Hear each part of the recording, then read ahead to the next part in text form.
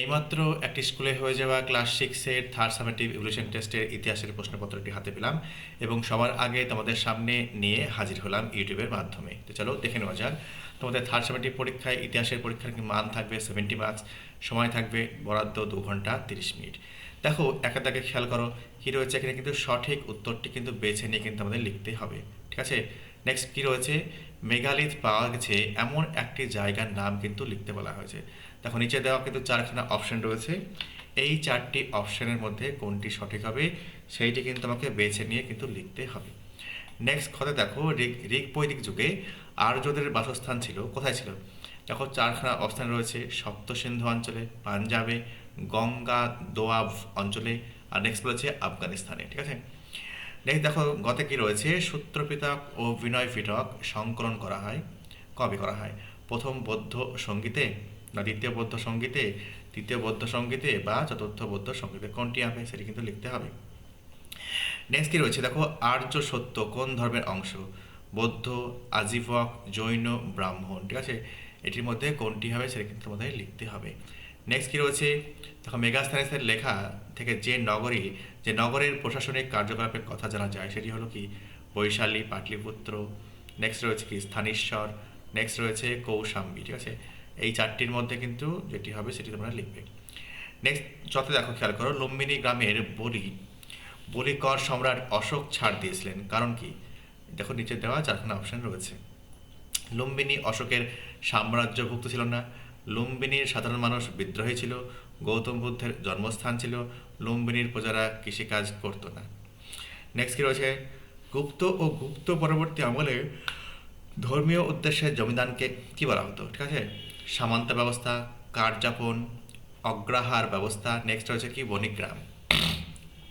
Next দেখো বর্গীজাতে দেখো, তামিল সাহিত্যের অন্যতম মহাকাব্য কোনটি ছিল। দেখো মণিমেখলাই, 10 কুমার চরিত। নেক্সট হচ্ছে মুদ্রা রাক্ষস, মহাভারত, ঠিক আছে। এর মধ্যে কোনটি।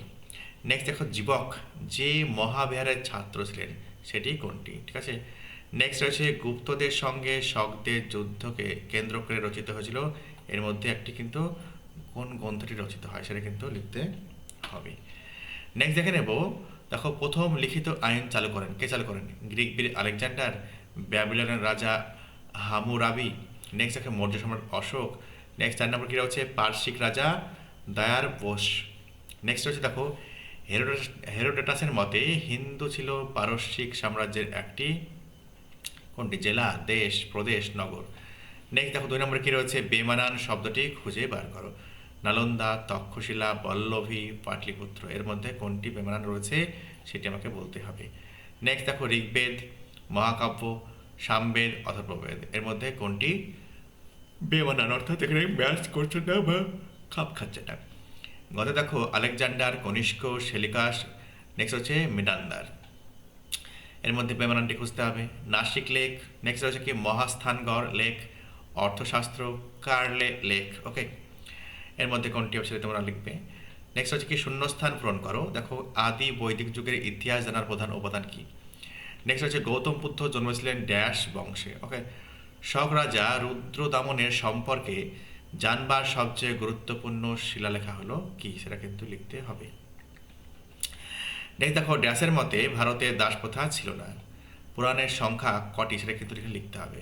নেক্সট তারা দেখো খেয়াল করো, এক কথায় উত্তর দাও, যে কোনো 7টি কিন্তু তোমাকে অ্যাটেন্ড করতে হবে। দেখো সংহিতা কথার অর্থ কি, একলব্য কে ছিলেন, ওকে। চিকিৎসাবিদ্যা বিষয়ে আলোচনা আছে কোন বেদে। ষোড়শ মহাজনপদের সময়ের একটি গণরাজ্যের নাম লিখতে বলা হয়েছে। নেক্সট দেখো মৌর্য সাম্রাজ্যের রাজকর্মচারীরা কী নামে পরিচিত ছিল, কোন সভ্য কোন সভ্যতায় প্রথম নগরায়ণ দেখা গিয়েছিল সেটা কিন্তু লিখতে হবে। ঋগ্বেদের ভাষা কী নামে পরিচিত ছিল। নেক্সট দেখো কী রয়েছে, মোগালবাড়ি বৌদ্ধ বিহারের আবিষ্কর্তাকে। চলন্ত ঘোড়ার পিঠে বসে পিছনে ঘুরে তীর ছোড়ার কায়দা ভারতে কারা প্রচলন করেন। প্রথম কাঠের চাকা ব্যবহার শুরু করে কোন সভ্যতার লোকেরা, ঠিক আছে। নেক্সট জৈনরা গণিত বিদ্যাকে কী নামে আখ্যায়িত করেন সেটা কিন্তু লিখতে হবে। নেক্সট দেখো 5 দিকে খেয়াল করো, 2-3টি বাক্যে কিন্তু লিখতে হবে, যে কোনো 6টি কিন্তু আমাকে অ্যান্সার দিতে হবে। স্নাতক কাদের বলা হতো, গোত্র বলতে কী বোঝানো হয়, ধর্মচক্র প্রবর্তন বলতে কী বোঝানো হয়। নেক্সট কী রয়েছে, ক্ষত্রপ কাদের বলা হয়, রাক্ষস নাটকের বিষয়বস্তু কি? নেক্সট কি বলেছে? ত্রিরত্ন কি? নেক্সট দেখো মৃচ্ছ কটিকাম কার লেখা এবং অর্থ কি? নেক্সট মিশরকে কে কেন নীলনদের দান বলেছেন? নেক্সট যবনিকা বলতে কি বোঝায়? 6 নম্বরে দেখো নিচের প্রশ্নগুলি কি বলছে, 4-5টি বাক্যে উত্তর দিতে বলা হয়েছে। ওকে, টিকা লিখতে বলেছে 10 রাজা যুদ্ধ, অথবা এটা বাদ দিয়ে এটা লেখা যেতে পারে জৈন ধর্ম ও বৌদ্ধ ধর্মের কি কি মিল অমিল তোমার চোখে পড়ে। নেক্সট দেখো অশোকের জীবনে কলিঙ্গ যুদ্ধের প্রভাব লিখতে বলা হয়েছে, অথবা অশোকের ধর্ম সম্পর্কে সংক্ষেপে লিখতে বলা হয়েছে। ষোড়শ মহাযানপদের আমলে অর্থনীতি কীরূপ ছিল? নেক্সট ষোড়শ মহাযানপদের আমলে নগরগুলির অবস্থা কেমন ছিল লিখতে হবে। টিকা লেখো দেখো গান্ধার শিল্প, অথবা কি বলা হয়েছে একটা বিহার ও স্তূপের মধ্যে পার্থক্যগুলি লিখতে বলা হয়েছে।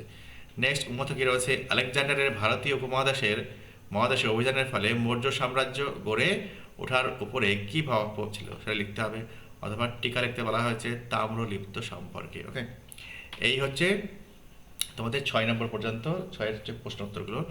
এবার 7-এর প্রশ্ন উত্তরগুলো আমরা দেখে নেব। 8-10টি বাক্যে কিন্তু লিখতে হবে। প্রাচীন ভারতের বিজ্ঞান চর্চার ইতিহাসের উপাদান হিসেবে চরক সংহিতা ও সুশ্রুত সংহিতার গুরুত্ব আলোচনা করতে বলা হয়েছে। নেক্সট দেখো অথবা এটা বাদ দিয়ে তুমি লিখতে পারো গুপ্ত যুগের শিক্ষা ব্যবস্থার পরিচয় দিতে বলা হয়েছে। নেক্সট খতে সমুদ্রগুপ্তের কৃতিত্ব বর্ণনা করতে বলা হয়েছে, অথবা মৌর্য সাম্রাজ্য পতনের কারণগুলি লিখতে বলা হয়েছে।